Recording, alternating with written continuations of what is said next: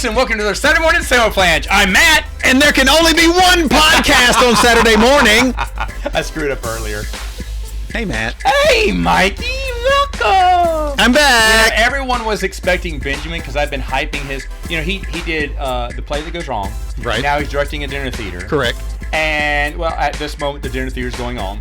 So I told him I'd make a few more filler, and people were like, when's he going to come back? And I promised on the last episode that he's coming back. Well, he's not, folks. He's still doing the Wait.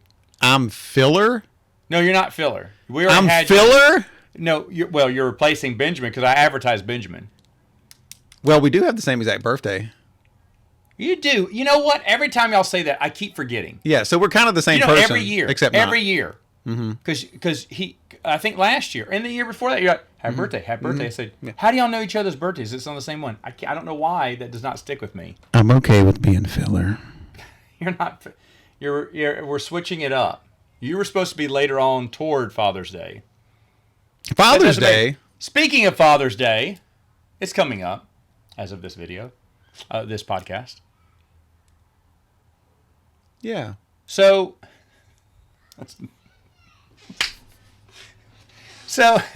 hypothetically, if you're about to be a father, what were you looking forward to in fatherhood? Gee, Matt, that is an interesting question. Say, do you want to be more like stepdaddy? That is a strange and interesting plant in the window. What is it? How do you think Step is? I bet he's a great dad. Well, yeah, I have seen Stepdaddy in daddy mode. He's great. Oh, man. His little girl loves him. God bless America. I miss that man. Oh, yeah. I mean, sweet, kind, attentive, loving. Love that guy. Soft-spoken, just good. So, So memories of your father real quick. Yeah, I don't know where you want to go with this, but I will say at the very beginning, I do not have any notes. This is just right off the dome. That's what I wanted. Yeah, right off the cuff. Some of it might be very serious because I have some serious thoughts about this. So if you ask the question, my dad. So my dad was an old school kind of dad. He was born in 1936. He just passed away 3 years ago. Mm-hmm. And he was the oldest of like 8 siblings. Kind of like you, so the old one, he had a lot of responsibility. He started working whenever he was like 13 or 14 just to bring home money for the family.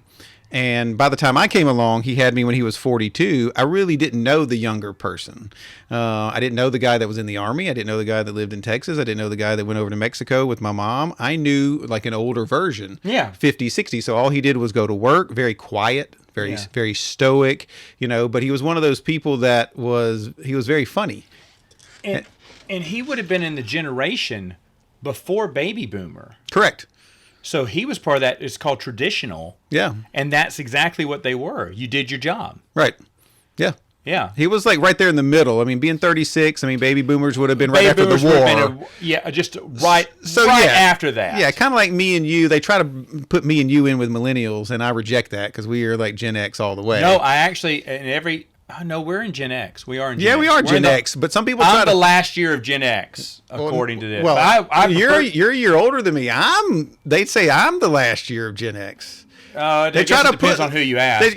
Right. They try to put like this we're kind not of like millennials. Yeah, 77 to like 83. They try to put this like zillennials because we get the old school and the new school. But I'll always be Gen X at heart. We grew up without internet. We vividly remember all through high school. Yeah. And not all through high school, but dial-up. I mean, that was the best you had in college back in the day. You had computer labs. Yeah. Because not everyone had a computer. Word processors. Computers were not something that everyone had in their home. Right. In college. Right. It was not uncommon. Now, a lot of people did have their Dell. Dude, you're getting a Dell. Mm. A lot of people did have those.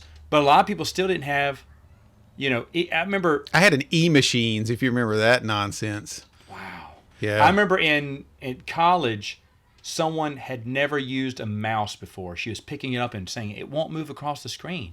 and I had to walk out into the other room. I was like, oh my, she didn't even know how to use a mouse. Now, give it, this is the late 90s, but not many people, not everyone had computers. I did not. I did not have one at home. A lot of people did. That was not uncommon if you didn't have a computer. I don't think I got my first one at E-Machines, I think when I was definitely in college. So it was probably 99, 98. I'll be honest, the late 90s, it was a little bit more, because a college gift, a graduation gift was to get you a Dell. Because they were, what, a couple $100? They were affordable back then. But not like Adele, the singer. No. Yeah, like a Dell computer. But the thing is, that was the quintessential graduation gift back then. But then, again, not everyone got that. So you still, in college, you still have people who didn't have computers. That's why we had computer labs that were full back in the day. And libraries were full because they had computers there. You could get on a computer there. It was still a rare thing in the late 90s. Yep. But anyway. So anyway, yes, he was from that generation. And so the man that I knew went to work every day, came home, sat in his chair, watched TV, didn't say a lot. When he did, it was usually kind of funny.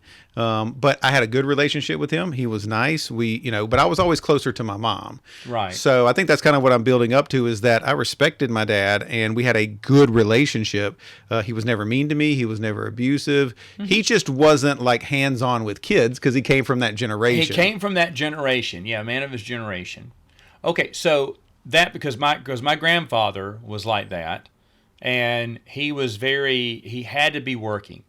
I mean, he went to work every day, and when he came home, if something needed fixing, that was number one. It wasn't sit back and read the news, even though he loved his newspaper. He loved his newspaper in the morning. He read his newspaper. But it was work, until all the work's done, then we can sit and relax. Yep, that was my dad. But the work had to get done first. Yeah. Not complaining. No. He never complained. Grab the toolbox, get back on whatever door hinge needed, or the window needed shutting or something, and do his duty. Yep, that's just what it was. Yeah. Anyway, though, so what plans for fatherhood would you have? What do you imagine happening? My dad used to read to us as kids, and I still want to do that to my kids, but the girls are getting to where they can read short stories, not big long. My dad used to take a book and just read chapter after chapter like every night. Princess Bride style. Yeah, we'd read like 1 or 2 chapters a night. We'd beg, well, one more chapter, And Dad could do all the voices and everything. He was wonderful. I mean, he still does that. My sister has him read to her kids on Sunday afternoons. Oh, wow. That'd be a treat. Yeah. Well, it's an interesting question. I think I have 2 answers, or a 2-part answer. So I was lucky enough to be in a relationship with someone who did have kids. Yes. And I was in that relationship for almost 7 years. Those 2... And you got to experience, they were tweens? Well, even teens, before that, when I met them, they were 6 and 10. Oh, okay. See, okay. And then, but then they got up to teenager. So, so I spent 6 and 10 all the way to like 13 and 17. So you had some experience in the later half. Right, yeah. And I'll admit, whenever I was younger, I always thought that I would be a good dad. I always wanted to have a family, which is kind of ironic because I'm like the one guy that, out of all of our friends, that doesn't get married and didn't have kids and stuff like that. But it never was because I didn't want to. Right. It was just because circumstances didn't work out that way. But that's all I was around because I had older parents. My parents were together for almost 60 years. Both of my older sisters were married and, still married and that sort of thing. So I always wanted that lifestyle. It just didn't work out. So by the time I got to this portion in my life, I was in my mid-30s, and I relished it. I thought this is going to be great. But I quickly learned that every idea or every thought that I had wasn't necessarily right or wouldn't work the way that I thought it would in my head. Right. So, you had to learn to adapt on the fly. Now, I didn't go through all the baby stages, and the 2 girls were very different, both wonderful, both sweethearts, and I loved them both to death, but they kind of had different attitudes. So I had to kind of, learn how to deal with one way and one the other. And I think that's what I learned quickly, and what I picked up on was it wasn't necessarily about what I thought was going to be right. I kind of had to cater a little bit to what worked for them and what they responded to and whatnot. So that's kind of the first part of the answer is I did learn a lot through those years of how much I liked it, how much I loved it, how rewarding it was, how hard it was. But then on the flip side of that same hard coin, how easy it could be, right? I do think that some people make it harder than it needs to be. I think, if you're a good person, even though there is fatigue and there's sickness and there's busyness and there's responsibility, there's all these things in an adult life.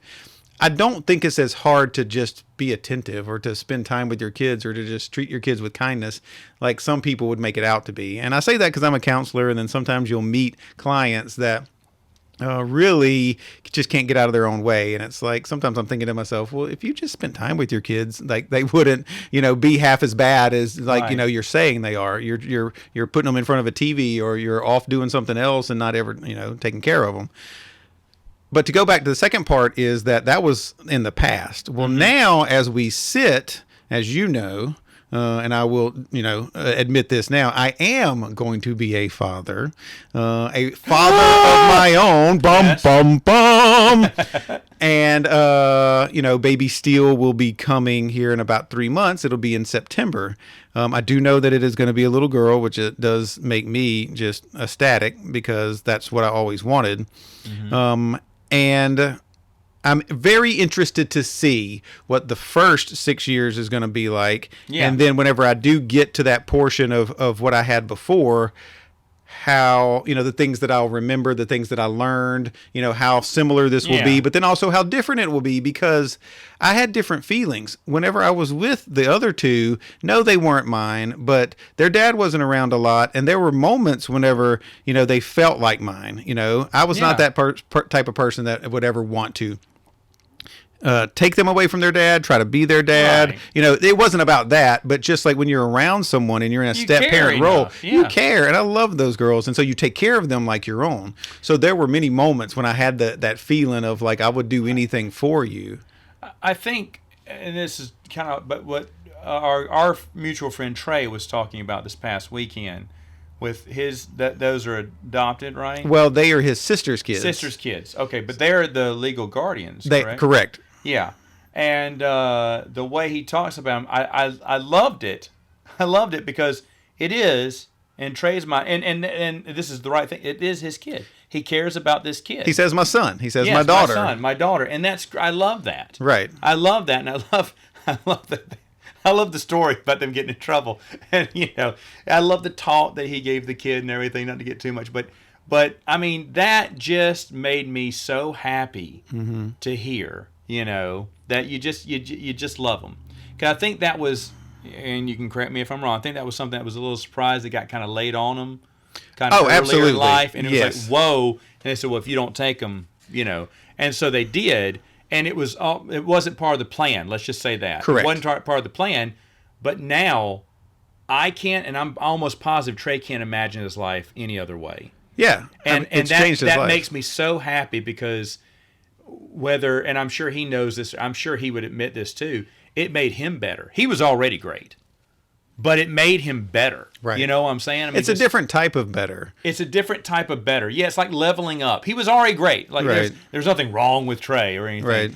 But just hearing him talk like that, it just made me smile on the inside. The story made me laugh, but but just hearing him, my son and everything, and I was like, okay, I love this. I love Right. this because I can hear the love, even though he got in trouble. I hear the love coming through, and I absolutely love that. But anyway, go ahead. That word, right? Love is going to be that's what I'm most curious about, right? Because I did love the other two, and there were many moments, most of the time, really, after I really got to know them, like I said, that I did love them like my own, and I had so many different thoughts, and so many just watching them grow up, and then watching, the different obstacles that they overcame, and then go into middle school and high school, and growing up, and all those types of things.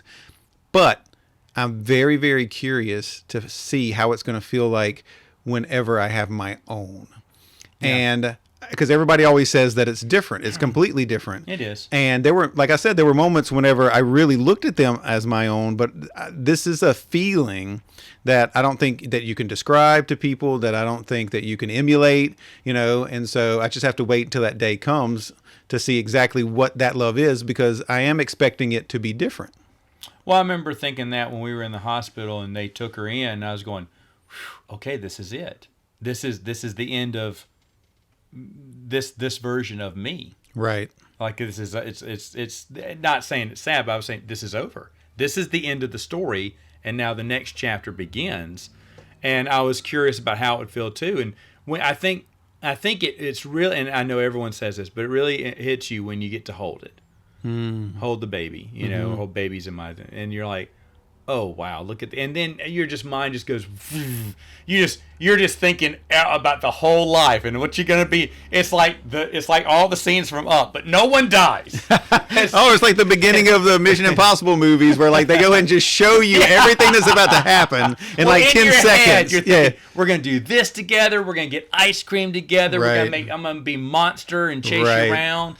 We're going to do some trick-or-treating. We're going to do, Christmas, you're going to have so much fun. I'm going to ride you around my back and stuff. You're thinking about all this stuff. I'm going to watch you play baseball, or I'm going to watch you do, you're always thinking about all this great stuff. But, I mean, you enjoy every second of it. But at the same time, I think holding your baby, that's what, I'd be interested to hear. Yeah. Well, for me, like, and this is the part that, spoiler alert, or trigger warning, this will be probably pretty serious.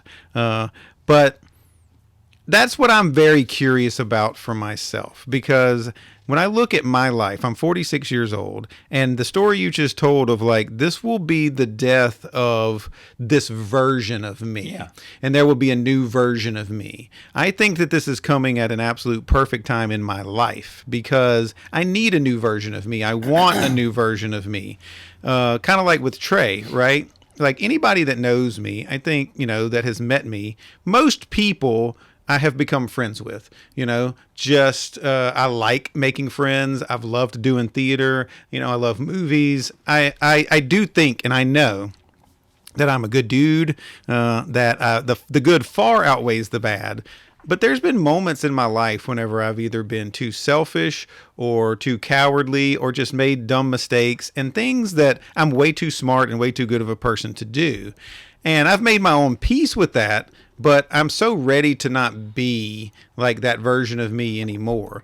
And it's not that I'm using, the birth of a child, to shed that skin, because it's not that type of thing. It's just I'm very excited to pour my love and pour myself into something different and to not be selfish, honestly, because, I've never been married. I don't have kids. I'm 46 years old. You've listened to, Matt and me and CJ and Benjamin and all the, plethora of people over the years. We're man-childs. We love the 80s. We love the 90s. We love games, and I have lived a bachelor lifestyle my whole life.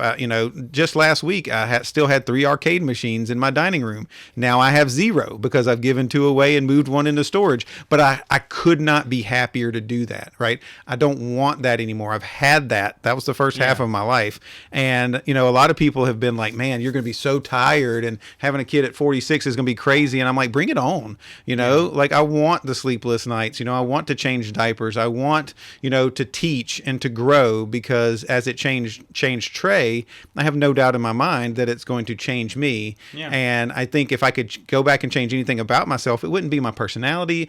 It wouldn't be how I treat people. It wouldn't be my friendships with people. I think I've just been selfish at certain times in my life, and I didn't know it. Sometimes I knew it. Sometimes I didn't. Most of the time I really didn't. But either way, I'm really curious to see exactly how unselfish having your own kid will make you, because I was the baby. I was practically an only child, so I had everything given to me. And now, like, loving something more than myself, I'm honestly, like, jacked to feel that feeling, because I've never felt it. That's awesome. It's going to be great. It's going to be great. I know it is. That first one is just a big one. And there could be more, who knows. But the thing is though, that's going to be such a wonderful moment. It's going to be such a wonderful moment. But you know how sometimes you can, I don't know what it's called. You take in the moment, you burn it into your memory, and that way you never forget it. I've done this a few times. One, the first thing, I knew that over the years you forget things. I burned an image of my mind about, and know her name too, Miss Dolores, I used to work with at Sanrio Surprises back in the 90s. I said, I won't remember any of this is so weird because I remember all my friends, I know all my memories here. I said, but I'm going to forget 90%, 95% of these memories in 10 years, 20 years from now. I wonder if I can burn this image of her making gift bags at the register, and I still can remember it clear as day, what she looked like, what was going on, what characters were behind her, everything. Burned that image in my head. Did it again while I was camping. We were walking a trail, and I went, all had walking stick. You had to get a walking stick.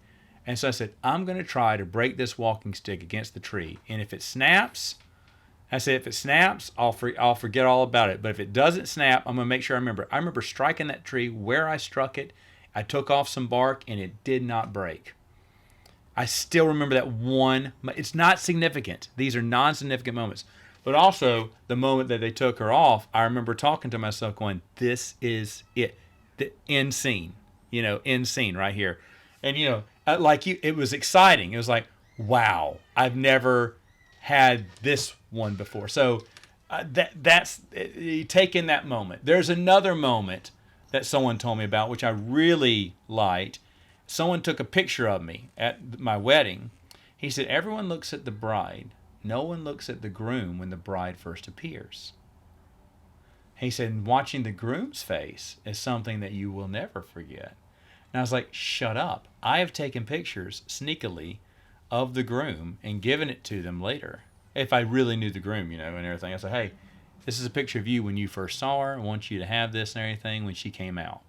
What was your face? And that's something I've never heard before until someone else said it's a moment that everyone misses because everyone turns up and wants to see the bride. But the groom seeing the bride for the first time is another sight. And I don't know what made him think about that, but I've been doing that That's ever a great since. story. Now, isn't that neat? Just those moments that they're there, but no one thinks about them. Side note, I was at your wedding, and I was sitting next to the illustrious Mark Addison. Oh, God bless America. I love that man. And the one thing I do remember about your wedding is not the wedding itself, even though I do remember it, it's the reception, because you had an awesome Star Wars dance with Megan. Yes, we did. Now that's burned into my mind. I also remember Megan coming down the aisle and then waving at people like, hey, like, oh, hey, you're here too. And I was like, she was excited. Doing? She was super excited. She was super excited that everyone came. So, yeah, super excited. I do remember that and going, will you please focus? She was just waving at everyone like, oh, look, you're here. Oh, hey. And I'm like, don't. But she was having a great time. You're like me. Brides focus on are me. Supposed to have good times and everything. So please don't let the guy with the camera be the only thing focused on me right now. I know, for real. But, yeah, but I didn't even know. That took me by surprise when he showed me the picture and everything. I was like, oh. And the sad thing is, this is back before digital was that big of a deal, and it was a cop. And I think it's lost. I think it was up on the fridge, got fell between the fridge, probably stayed there. I tried to rake everything out, but who knows what else is behind the fridge, so it's probably lost. But either way, though, it was a nice gesture that made me think about things like that. But I was like, okay, there's some moments there, what's going through your head and stuff like that. But the baby is definitely a big one. Now, any plans? Like I said, I always wanted to read to. I haven't done that yet, but read to him bedtime stories or something. Anything you're excited to do, like when Mr. Man plays baseball. Hopefully, he doesn't hate the piss out of it. If talent skips a generation, he's going to be an all-star.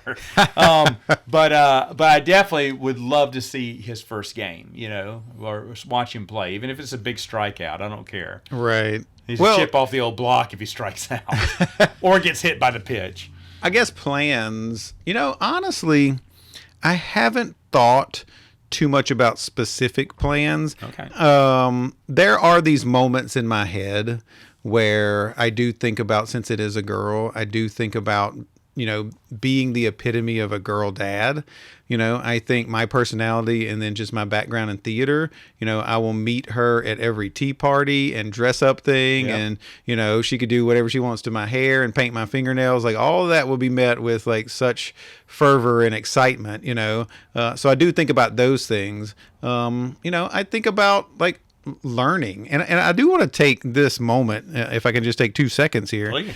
Because I know you're asking me these questions and they are personal about fatherhood, but I do want to say that, the mom in this scenario, like she's absolutely wonderful and she's unlike anybody that I've ever met. And I have to, give a shout out to her, even though she'll never hear this and nobody probably listening to this knows her. But I just want to say that publicly, that like, this isn't all about me. Like, I'm excited to go through this with her. I'm excited to lean on her because she does already have a daughter that is 12. So I'm excited to see her again. or well, not see her again because I didn't see her as the mom the first time, but to watch her experience that again and to lean on her to see like, what's different for her. Because she's already talked about in the pregnancy all kinds of things that are different and, oh, this is different and that's different or whatever. So she's, fighting the good fight. She's right in the trenches almost to the third trimester, right. And it's starting to get super hot. So super hot. Yeah. You're bothered about everything. You feel blah right the entire time. After a while, some women, their ankles, blow. Oh, yeah. And then you got to be off your feet, even though you don't feel like you should be up, but now you have to. But you're always, it's hard to get comfortable at night. Right. Megan could not hardly slept that much last Yeah, she doesn't 3 sleep months. all that great. Heartburn for her has been the worst. Heartburn, yeah. But I want to say that because I could not be more grateful for her, excited for her, love her more. But this is fatherhood doesn't start, in my opinion, whenever she is born.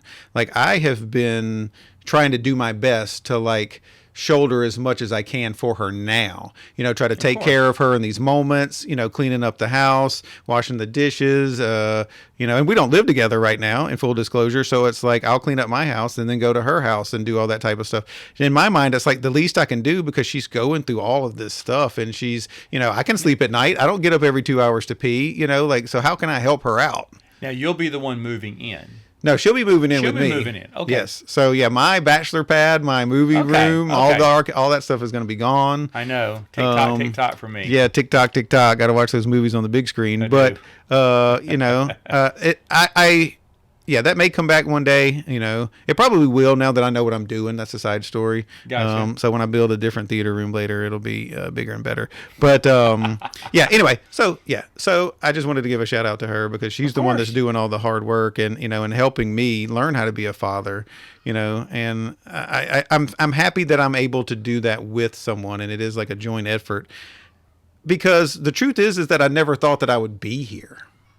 Like the aforementioned person that that had the daughters of 6 and 10, she didn't want to have any more kids, and I was in that relationship for most of my 30s and into my 40s, and then the relationships that I had before that just weren't indicative of kids, and things like that. So being in my mid 40s, I had actually thought I'm not going to have kids. I had made peace with that. It wasn't like a deal breaker for me. It wasn't like, oh, I'm going to have them or I'm not, or if you don't want to have kids, I don't want to be with you. It wasn't like that. It was always, I always kind of wanted to be a dad, but the big relationship that I was in, she wasn't going to have any more kids. I didn't hold that against her. We talked about it from the very beginning. It was totally cool. It did not make me love her any less or not want to be with her any less or anything like that. So this did come as a surprise, but it did awaken something in me that I didn't really realize was as strong as it was. And it was that desire, to do this and to be this. And, we all know how much we love Disney World. I had the older daughter, the 12-year-old of baby mama yesterday asked me, say something about Disney World. And I was like, oh, you want to go to Disney World? And she's like, I've never been. And I'm like, I've been 7 times. And I was like, well, we got to wait till baby Lane is, 1 year old, about 1 year, but we'll go 1 year. And she's like, really? And I was like, oh yeah, because that's one of my favorite things is to, go to Disney with somebody, especially a kid that's never been. Yeah. So it's the big thing that Megan looks forward to every year. But y'all haven't been though with the twins yet. Never with the twins. The older twins could do it, but the younger twins, they're gonna need a nap. They're gonna get cranky. Right. They got it. They're still in diapers. There's too many delays, and I feel like you got to seize the day. Mm-hmm. You got to hit the ground running at Disney and go all day. You absolutely do. We've been over that. But So how long are you going to wait? I don't know. I don't know. It is different with 4 and 1. Well, the thing is, if we didn't have the youngest 2, then now would be fine. Right, I think so. Because they just turned 6, right? Yeah, they just turned 6. Yeah. It's go time. But with the other ones at 3, there's just no way. There's no way we would be able to do that much at all. And you got to be fully mobile, on the run, all bathroom trained. Oh yeah. Naps should be a thing of the past, even though we'd crash hard early that night, I'm sure. But either way, to get the most out of your trip, I think that would be it. But so let me ask you a question, since you've asked me some questions real quick. Go ahead. All right. Pretty two sides of the same coin. What is your favorite thing about fatherhood, and what is your least favorite thing about fatherhood? Least favorite thing. I mean, kids are kids. They're not going to listen. They're still going to make, disobey, stuff like that. You want them to obey. You're thinking what's wrong with them. But then you also remember your parents said the same thing about you. So, and of course, the other thing is the big hugs, the I love you daddies. Those are, can't get, I mean, every Father's Day, every birthday, that's the only thing I want from them. And I'm serious. That's the only thing I want from hugs and kisses. That's it. That's what I love. Those are the best. Those are the best. So, okay, one other question that just popped in my head. Sure. What did you think that you were before you had any kids? So before Piper and Meridian, like what were you absolutely 100% sure of was going to be true about being a father, and then afterwards find out I was absolutely wrong? Oh gosh. Or that this did not turn out the way I thought it was. Not everyone's kid. Not everyone's. I don't know. Some people are just better at being a parent than you are. That's just a sad truth. I already know that. That's just a sad truth. Yeah. Because I like my cousins do it right. My one brother does it awesome, and I'm like, dang. I can't do it that way. So where did I go wrong? Well, I don't know if it's wrong. You just do it your way. You do it your way. But you're thinking, dang, I wish my kids were like that. But and I mean, not to say their kids are perfect, and they would even tell you their kids aren't perfect. But at the same time, like, rats. When you see someone else's kid behaving really well, that's the other thing. You're so embarrassed for the babysitter. You're please begging with your kids, please don't be bad in front of the babysitter. Why? We're paying the babysitter. Raise Cain. No, you're like, please don't do that, Tom. Embarrassing. Yeah, because we want them to come back next time. We don't want you're sullying my good name. Stop. Right. So right. that's it.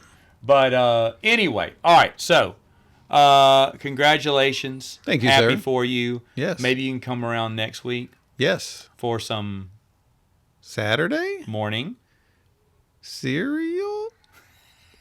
Samoflange. Daddy. Stepdaddy. Call me daddy, stepdaddy. Call me stepdaddy. He was born to be a daddy. It's in his name. Oh, yeah, it was.